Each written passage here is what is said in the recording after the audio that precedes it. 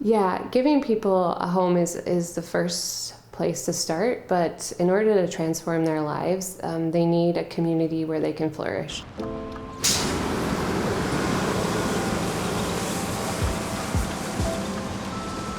So when there's a lack of affordable rents, then the concept 20 years ago was to build as many units as possible in the most efficient way as possible. But we've learned since then that that is not the best for people to be able to flourish, because people really need community. They need people walking alongside of them. We go into communities and they have a certain idea of what social housing or affordable housing looks like. That's an idea that comes from somewhere. It's based in reality. And we're trying to just change people's imaginations. When we are designing a building, we're looking at the next 40, 50 years. What will this building look like in 40 years? Design, beauty, aesthetics, those are all really critical in our approach. And we hope that the building continues to contribute to the broader community in a way that adds value, both socially and then aesthetically. So it's been exciting to be able to not only learn and start thinking about Passive House, but actually start implementing it and learning and relearning from our own experience, and actually trying to share that experience with other people. So thanks for being a part of that learning curve with us.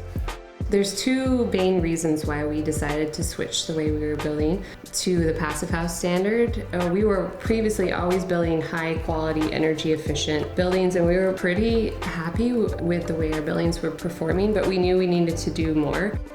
Especially when Canada signs on to the Paris Accord, when we as a country make a commitment that we're going to lower our greenhouse gas emissions by 30% by 2030. So what is our responsibility as an affordable housing builder to helping our country meet its goals? At the same time, we're building for the long term. So in all of our projects, we face tremendous cost constraints. Our finances are limited. Our ability to charge higher rent is limited because our whole goal is to keep it affordable for people over the long term. And while we can control a lot of that in our upfront capital costs, we don't know what will happen in 40 years related to our operational costs. How do we ensure that there's financial sustainability in our buildings for that long term when there's lots of variables that are up in the air? It's really a construction approach. So as more people are familiar, more trades, more GCs are familiar with this construction approach, I think it will be the same as building a standard multi-residential building.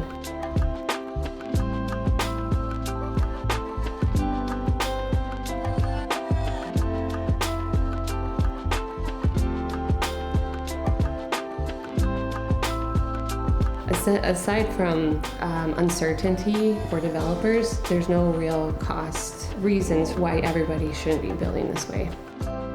Yeah, there is momentum.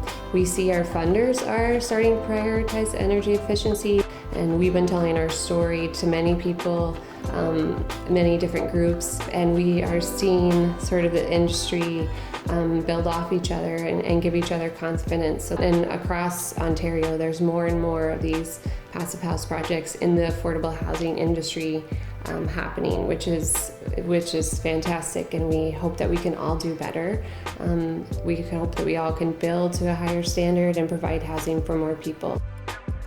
I think it's exciting to be at the forefront of a collective movement and to also bring lots of other people on board that might be unexpected players into that movement, including our tenants, and to help empower them to say, you are helping us change the way we build, which is changing the world.